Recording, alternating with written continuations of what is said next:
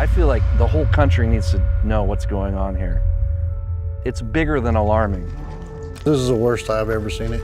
I witnessed this dystopian nightmare of this uncontrolled flow of desperate humanity crossing the border and converging here because of misbegotten policies by high leadership of the United States. When President Biden took office, he signed some executive orders that basically halted all wall construction. It put our agents at risk, it put the migrants at risk, it incentivized the profit making for the smugglers. At the end of the day, this is a business. Billions and billions of dollars every month are earned from transporting people across into the United States. These kids are being exploited all along this track. There's nothing humane about any of this. In this room, obviously, we designed it to be as comfortable as we can possibly make it, because the reality is no child should ever have to come to this exam room. Mi señora y mi hija están conmigo, pero mi hija de 18 años, no sé dónde está. We see a lot of violence as people are making across the border through Mexico or their countries. We see that devastation in the human lives. What happens if the family doesn't have the money to buy the plane ticket? Well, FEMA reimburses us. We can buy that ticket and So you buy the ticket for them? yes. They were told they could get a bite at the American dream here, and that dream becomes a nightmare along the journey.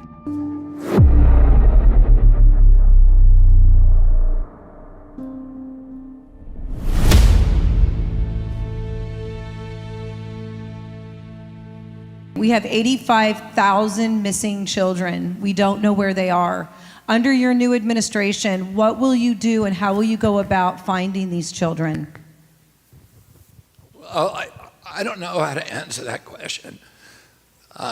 It will be a priority. I mean, my whole life has been about protecting children. And this is these stories that I heard on the border, and I know that number, are almost, are things that I emotionally find it difficult to even process, that these children are missing, that nobody knows where they are, and it's hard to even imagine what their fates might be.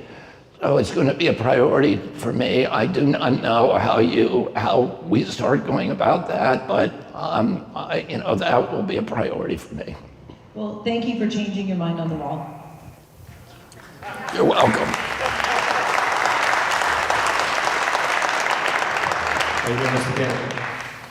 Craig Pasta-Jardula, independent media journalist. According to U.S. Customs and Border Protections, 87% of the migrants that are coming to the border are still coming from Latin America. Why? Because the U.S. foreign policy has over 80 bases in Latin America. NGOs that pollute these areas, funding murder death squads to overturn these countries. You said so yourself, what happens in Guatemala is compared to Costa Rica. Why is there so much attention paid to what happens at the border instead of looking at the cause of migration, which is U.S. foreign policy? And also, too, as well, Mr. Kennedy, I think you know that the cartels, we learned this from Iran-Contra, are run by the CIA.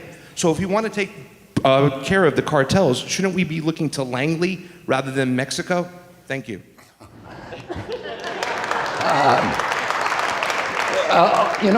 That's one of the issues that I've been very outspoken about from the beginning. That we do need to take responsibility in our country for a foreign policy that has supported death squads in Salvador and Guatemala and Nicaragua for many years, that has supported military juntas, that has punished political leaders in those countries, in the countries of Latin America and Central America, when they try to initiate reforms, land reforms, education reforms, reforms that will empower the poor, and that will create that will try to give the poor in those countries a leg up into the middle class. We should be encouraging those policies. That's what my uncle understood that, and that's why he changed U.S. policy from supporting the most violent dictators in Latin America and Central America to supporting instead the Alliance for Progress, the USAID program before it became a CIA front, and the Kennedy Milk Program and nutrition programs for the poor, but also withholding aid from those countries unless they did land reform, unless they did, medical improvements, education reform to the poor. That's what we ought to be doing in those countries. Instead, we continue to fund the death squads. We continue to encourage these austerity programs. The large buildup of debt, the benefits go to the super rich oligarchs, and then the poor pay for the debt over generations. And when the country is essentially bankrupt, we encourage and implement these austerity programs that further disempower and dispossess and alienate the poor. And a lot of the problems that drive people to come to the border are the direct outcomes of those U.S. policies. So I've been thinking about those policies all my life. I've been to virtually every country in Latin America and Central America, beginning when I was very young. I've lived in Peru. I've lived in Colombia. I've seen the outcome of those policies. I've told this story before, that when my uncle had the two favorite trips that he made when he was president. The first was his trip to Ireland. And that was a very, very emotional trip for him and for the Irish people. And when he left from Shannon Airport in the spring of 1963, his last words to Ireland was that he would return in the springtime, which of course he was not able to do.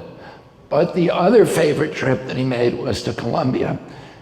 And he met the leader of Colombia, Yedis Camargo, who was a populist leader, who my Aunt Jackie said was the most brilliant of all the heads of state that she and Jack met when they were in the White House. And they had met people like de Gaulle and Eamon de Valera, who was the liberator of Ireland and the George Washington of Ireland, a very impressive man. But she said none of them matched Yedis Camargo. And 2.5 million people flooded into the central square in Bogota and to greet my uncle with this incredible emotional outpouring. And Yedis Camargo turned to my uncle and he said, "Do you know why they love you?" And my uncle said, "No." And he said, "Because they think that you've put America on the side of the poor." And to me, that's where America ought to be. It ought to be on the side of the poor.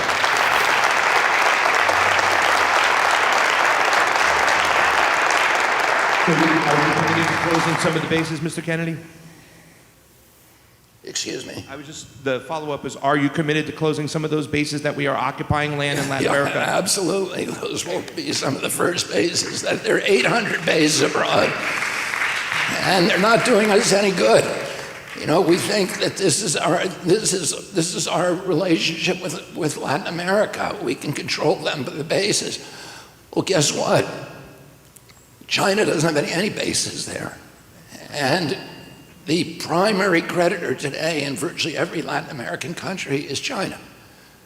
The business is being done by China. The engineers are being sent over are Chinese engineers. The roads are being constructed, the universities, the ports, by China, not the United States. The relationship and the friendship is with China. Brazil is switching to the Chinese currency. Those bases have not helped U.S. security, and they have not helped our business.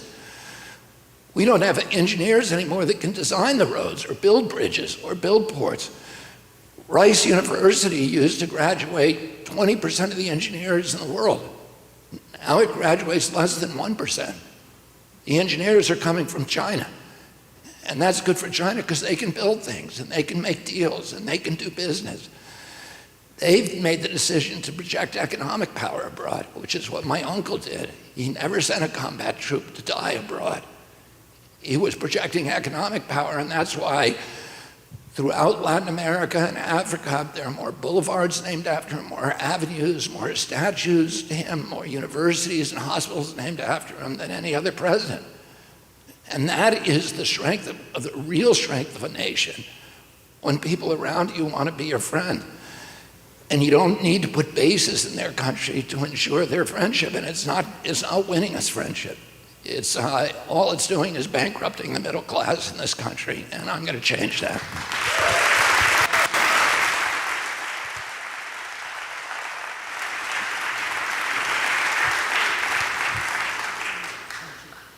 Mr. Kennedy, my name is Marion McKeown. I'm a reporter with the Sunday Business Post and BBC Radio.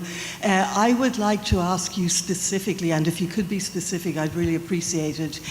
You speak about increasing border security, but I've been covering the border for quite a while.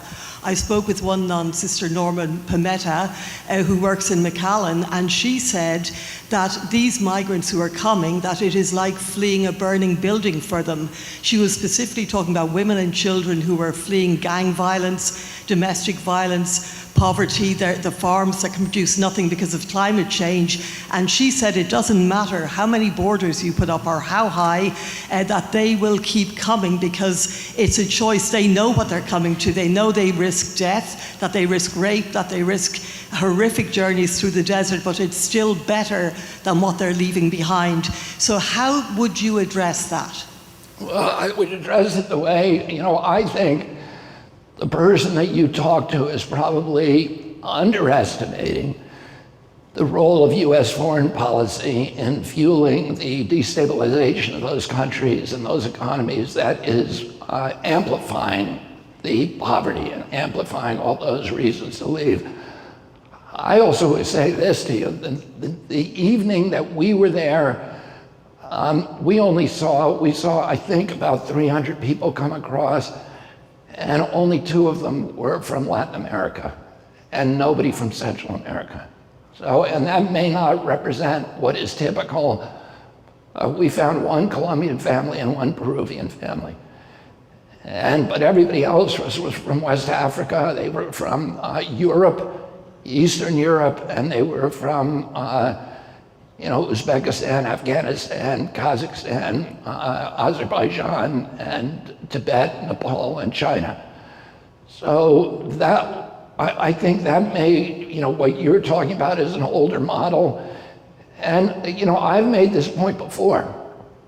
There are very few people from Costa Rica coming across that border. And why is that? Costa Rica is the only country in Latin America that we've never invaded. Guatemala has never recovered from our 1953 overthrow of Jacob Arbenz, who was the most democratic leader in Latin America, but tried to nationalize the United Fruit Company, its land, with payments to them. And the CIA, Alan Dulles at that time, before he was CIA director, had been the lawyer for United Fruit. And they had direct access to him. And they were able to initiate a US coup against this guy who was Arbenz was the model of democracy in the hemisphere. We should have been supporting him. And the same thing is true in Nicaragua and El Salvador. We pumped, billions of dollars into funding death squads in those countries. And a lot of the terror and a lot of the poverty and a lot of the destabilization and a lot of the oppression. We basically financed a genocide against the Mosquito Indians in Nicaragua and El Salvador. We financed again and again some of the worst slaughters in the history of Latin America during the 80s and early 90s. So I think I understand that if you're standing at the border, you're seeing people who are impoverished coming across from Central America and Latin America and thinking there's nothing that we can do about poverty. But I think our policies don't create all poverty in Latin America, but they have amplified the poverty and amplified the desperation of the people and restricted and fueled political oppression deliberately and purposefully, the kind of oppression that people legitimately are fleeing.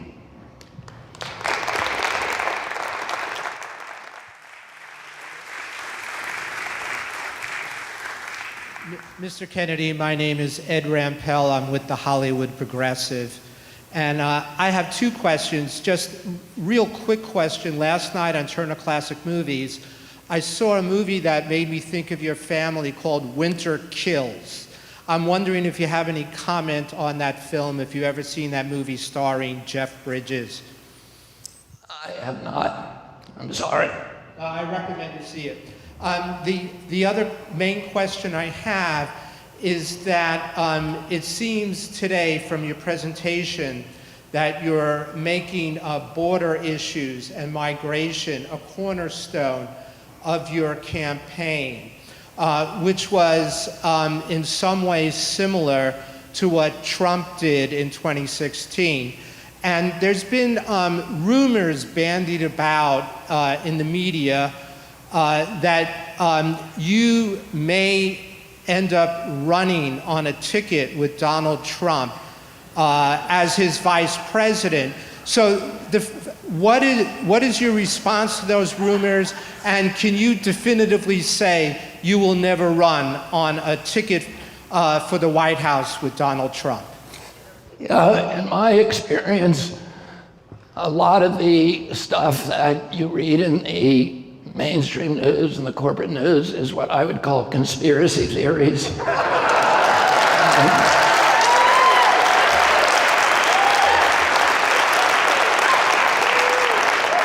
You're dealing with an entire industry made up of conspiracy theorists. And in direct answer to your question, no, I will not be Donald Trump's vice president.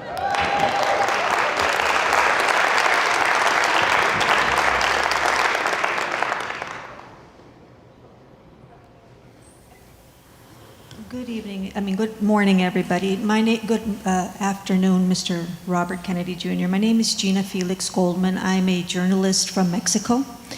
I went to the San Fernando Valley as a journalist, and I asked everybody, a lot of people, what question would you ask the former president of the United States, which is Donald Trump, and what would you ask the future president of the United States?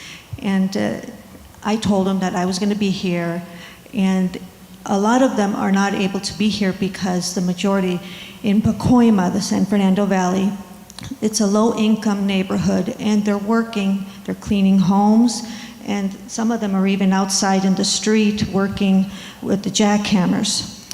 And they want to know, when will you be having an opportunity to come and visit Pacoima, the San Fernando Valley, Sun Valley, Granada Hills, and the neighborhood where you really do have hard-working Latinos. There's a large percentage of Mexicans, large percentage of people from El Salvador, Guatemala, Honduras.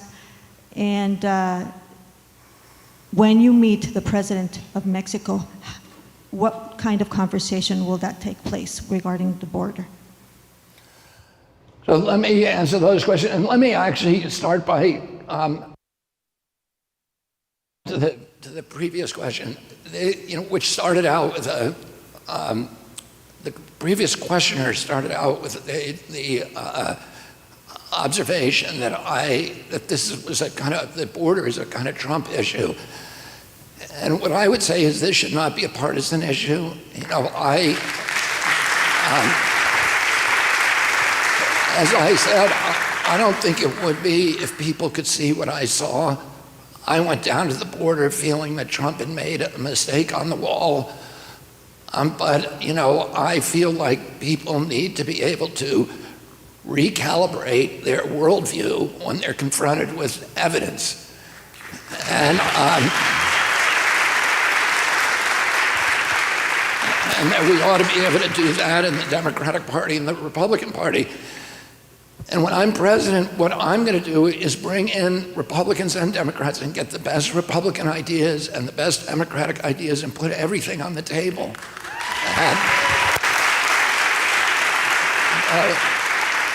Without and to avoid the kind of ideological pettiness that has been so damaging to our country. And I think what we're seeing on the border today is the outcome of that. In is the outcome of a lot of it of political pettiness rather than, really, rather than a comprehensive and thoughtful analysis of what we ought to be doing in respect to promoting the best values of our country and the best outcome for every American and for everybody else. And that's what we ought to be looking at it, and not brand it Republican issue or Democratic issue, but just say, let's deal with this. It's an existential threat to our country, and it's not good for the 16 million illegals who are now living here and cannot legally get a job and cannot defend themselves. It's not good for the working people in this country, in the San Fernando Valley and elsewhere, who are now competing in their wages with people who can be paid $5 and $6 an hour because they don't have the political power to defend themselves, to demand a higher wage.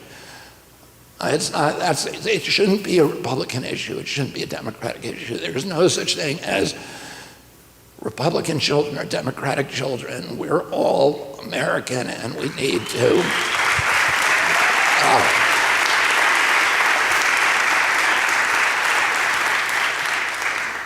my father spent a lot of time in the San Fernando Valley, and I've been in the San Fernando Valley and in most of the big towns that you mentioned, and I can't wait to go back there. My father told us when we were little, he would take us to places like the Mississippi Delta, and he would take us to Bed-Stuy Restoration, which is one of the poorest neighborhoods in New York, or to Harlem or Southeast Washington, or to Delano to visit Cesar Chavez, or to Eastern Kentucky, Western West Virginia, where the poorest Americans were. And he would always tell us, he would say, the big shots in this country, the big corporations, the big millionaires, they have plenty of people to help them. They have lobbyists, they have attorneys, they have PR firms, and they own the politicians who can protect their interests. And he said, those people don't need the Kennedys. The people who need the Kennedys are the people that you're talking about. Those are our people. And because they don't have the lobbyists in Washington, and they don't have the representation and the power in our political process. So those are the people that I want to represent as president, and I know the desperation. I haven't been recently to the San Fernando Valley, but I've been to a lot of places in this country that look like it, including Eastern Ohio and Western Pennsylvania and West Virginia and Cleveland, Ohio, and many, many other places. And I've seen the desperation that the working people in this country are dealing with.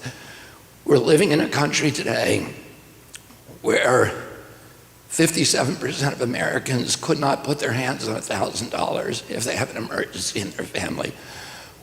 We're living in a country where 35% of Americans do not make enough money to meet basic human needs, which is food, transportation, and shelter.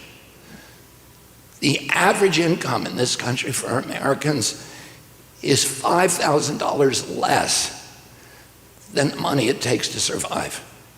So how are people making up for basic necessities, $5,000 less than what is needed for basic necessities? And I've watched people, in Yuma, in the food banks and in the grocery stores, change the recipes for their food so that they can make it through the grocery line.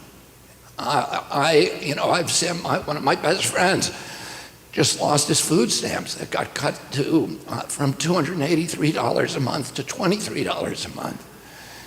And you can't live on that. And he sent me a text last night saying, I'm eating one meal a day. It's the only way I can survive. And there's so many Americans, and how are they funding that gap? That $5,000 gap, they're funding it with credit card bills. They're putting it on their credit cards to survive. And try to imagine a good end to that. They're paying 22% on average in their credit card bills. If the mafia did that to you, it would be called loan sharking. For the banks, it's just business as usual. And Americans have the highest credit card debt that we've ever had. I think $1.3 trillion now, and $330 billion were added in during the Biden and Trump administration, the highest, with the same policies in both administrations, the same economic policies that people are now, both President Trump and President Biden are running based upon those economic policies that have completely failed the middle class in this country. So if they win, we can expect more of the same. But because people are funding their lives on credit card bills now, they have to make tough choices. Americans, including those you're talking about, families are sitting, in their living rooms at night and listening to a baby cry in the room next door and wondering whether that baby is $100 sick or $300 sick or $500 or $1,500 sick before they bring them to a hospital. And they're choosing between medicine and food. They're choosing between food and gasoline for their car. They're making these terrible, terrible, terrible choices every day, these nightmare choices, which is the opposite of the American dream. They're looking at a gas light or an engine light come on in their car, and it is Armageddon for them. It's the end of the world, because there's no way they can bring that car to a mechanic and get that fixed. And they're living in terror. And, those are the people that I'm going to be representing as president.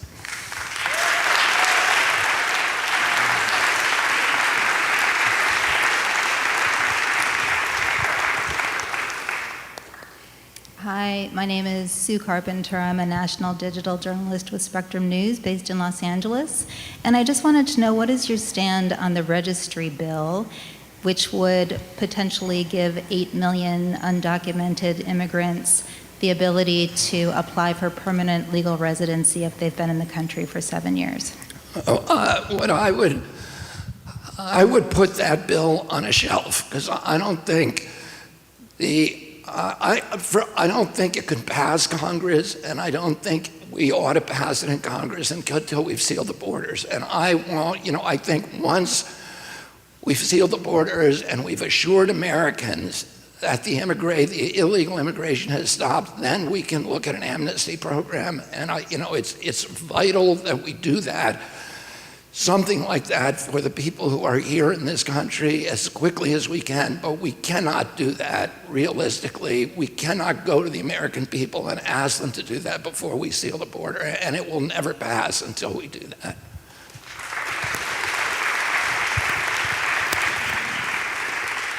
Good afternoon, Mr. Kennedy. I'm Tony Coates from Long Island News Radio. How are you? Very well. It seems to me the question has to be raised about, qui bono, who benefits in this? It seems that the Republicans raise a lot of money calling the Democrats permissive on the border. The Democrats raise a lot of money calling the Republicans heartless on the border. And what we don't have is any kind of responsible legislation in the hopper in the House or the Senate. So who's benefiting from this, and why is there no action? Well, I think both parties benefit. And listen, if you really wanted to end the border crisis in a moment, in an instant, the most obvious thing to do would be to prosecute people who hire illegal aliens, or the business who do that. If you did that, I'm not saying that this is what we need to do right away, but I'm just pointing to the obvious. Nobody would hire them if people were going to jail for doing that. Put somebody in jail for doing that, and it would end overnight. Why aren't we doing that? Because essentially lots of people benefit. And I think, traditionally the Republican Party donors have been big corporations that benefit from low wages. And so there's a benefit there, and traditionally the Democratic Party has gotten the advantage of new voters, of people who are newly immigrant are much more likely to vote for the Democratic Party. Although if you're an illegal immigrant, you can't vote, but I guess Anyway, there's plenty of reason to point to both parties, and we can point to both parties not only to answer the question "Qui bono," but both parties have contributed to the problem. There's also, we didn't, and again, I'm just making an observation, but we had, when Ronald Reagan came into office, we had a million illegal immigrants in this country. And there wasn't a big border crisis, and the reason for that is we had a lot of 30% of the workers in this country belonged to labor unions, and the labor unions functioned to keep illegal immigrants from being hired. So if an illegal immigrant showed up at a work site, they didn't have a union card, they were illegal, they would be reported, and there would be a response to that. And the destruction of the union movement in this country, whether you're for or against it, has, by the time Reagan left office, there were 3 million illegal immigrants in this country. And, that kind of bulwark was withdrawn. And now it's 10% of our labor force is unionized, and those reports never get filed. I'm just talking about the history so that people can have some perspective on this, but both political parties have been instrumental in creating this crisis, and I want to deploy and mobilize both political parties to try to solve it.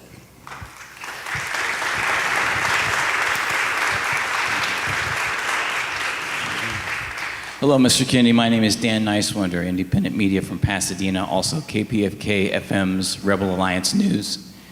And I'm the grandson of Swiss immigrants. And I know you mentioned that most of the people coming across the border were coming because of money and not because of political asylum. I know my grandparents came here because they wanted a new life here in the United States. That being said, the U.S. Congressional Budget Office's own report that they released last year, from 1989 to 2019, the bottom 50% of the population economically was sharing 2% of the wealth. So we have to deal with these issues, and when there is a Kennedy administration, are we going to see a sequel to the New Deal, new jobs programs, regulating Wall Street, securing Social Security? What do you intend to do once you are president of the United States? I'm a traditional Kennedy Democrat. I think human dignity, and particularly dignity of the workers, and the American middle class are the foundation stones not only of our economy but American democracy. I grew up in a period in American history that economists call the Great Prosperity. It was a period of approximately 50 years, 40 to 50 years following World War II, when the American middle class became the greatest economic engine in the history of mankind. So at the time that I was a young man, our country owned half the wealth on the face of the earth, and the American middle class was flourishing. We were producing products that everybody in the world wanted. People, when I went abroad, people would do anything to buy Levi jeans that I was wearing. People wanted American cars. In Europe, I traveled a lot with my father and my mother when I was little, and they wanted our electronics. RCA Victrola and radios, and transistor radios, all these things that we had invented. And we were beloved around the world. People loved the United States of America. When I went in 1964, I went to Poland with my dad. Poland at that point was a communist country. And the communists were, my father went without permission from the government. We got the visa and crossed the border. But the Polish government, communist government, didn't want us there, and they were doing everything to make sure that the state-controlled press did not report our presence in the country. They never did. And in fact, one day we went to take a bunch of presents that we'd brought from the United States to an orphanage in Warsaw, and the government had removed all the orphans by the time we got there. So, and we went to Krakow to meet the cardinal, who was everybody knew that he was a saint. He'd been tortured and jailed by the communists, and he, he's an extremely reverential and pious man and had been an inspiration. He had inspired a resurgence in the Catholic Church in Poland. And we went to his residence, to the Cathedral of the Black Madonna in Krakow. And we were waiting for him, to meet this guy who everybody knew was going to be beatified as a saint as soon as he died. And we went, actually in the kitchen, this is kind of a side story, but it's interesting. There was a priest who made chicken sandwiches for me and my brothers, my mother and father. He spoke English, and he wanted to talk about skiing and what skiing was like in the United States. And and that priest who he spent the afternoon with before we were given the audience with Krakow later became Pope John Paul II. And when nobody knew we were there, except people saw us when we went in. And when we came out, there were over 1 million people in the plaza outside the cathedral. And they surrounded our car. We were on the embassy vehicle, and my father got us all to crawl out the window. We stood on top of the car. And I was, I was a 10-year-old, 11-year-old kid at that time. And all I did all afternoon was sign autographs for people. And they shook our car. They sang Sto Lat to us, which means may you live forever. It's kind of a national song, an anthem of Poland. People were crying. This wave of emotion was extraordinary because they loved the United States. We were a moral authority around the world. And all of that was taken out of the growth of the American middle class. And every social scientist will tell you, without a middle class, you cannot have democracy. In nations where there's large disparities of wealth, of great wealth above, and an understory of widespread poverty below, is an economic configuration that's too unstable to support democracy. You need a middle class to have democracy, and we are losing the middle class in this country. And we need, I'm running for president because that is going to be the focus of everything I do, to restore the American middle class, the economy, the good health, the end of the war economy, which is draining our country, the closure of these bases and around the world, and bring that money home and rebuild America.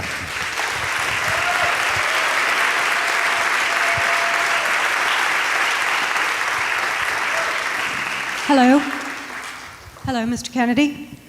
My name's Melissa Tumim. I'm with the Santa Monica Observer. When President Biden recklessly withdrew from Afghanistan, he left behind our allies, women's rights activists, and lots of other people who participated in the development of the country that we fostered. When I was there in 2012, I would ask people, a lot of Americans think we're only here to take Afghanistan's resources, and every single one of them responded to me, look around. All of this is because of America. I love America. We rebuilt Afghanistan and gave them hope, gave them a promising future. That Joe Biden withdrew when he took our minimal forces out of the country and left them to the tyranny of the Taliban. And on top of that, as a volunteer with Freedom Birds, an organization which had obtained airplanes to help evacuate our most vulnerable allies, they couldn't operate because they had no place to land. The Biden administration refused to grant refugee status to Afghans. And it is my understanding that the only people being turned away at the border currently are Afghans. How will you correct that? How will I correct allowing Afghans into the border?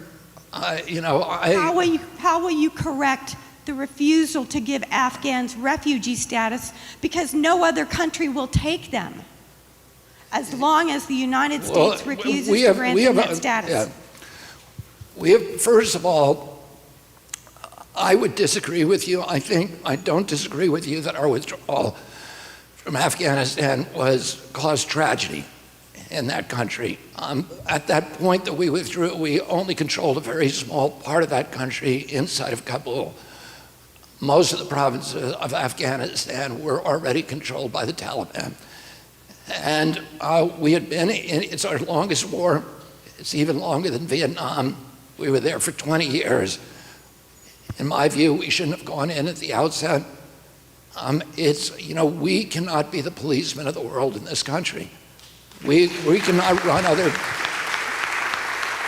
the other countries have to be responsible for their own governments, and we can't. There are many, many bad people in the world, and it's not the job. John Quincy Adams spoke for all the framers of the Constitution when he said, "America goes not abroad in search of monsters to destroy," because they understood that if we have an imperium abroad, we could not sustain a democracy at home. We would turn into a security state, a garrison state, a surveillance state, and we would lose our democracy. We're borrowing to stay in Afghanistan. We borrowed $6 billion a day from the Chinese and the Japanese. We're weakening our country. And the middle class pays for that through the hidden tax of inflation. We don't have the money. And we can't, we're acting like the alcoholic who's behind on the mortgage payments and is taking the milk money and buying rounds in the bars for strangers. That's how we're acting as a nation. And we need to take care of ourselves here at home. In terms of the question about Afghans being denied at the border, we have a law in this country that says if you are being politically persecuted and you are fleeing political persecution abroad, that you are entitled to stay in the United States of America. That's the law.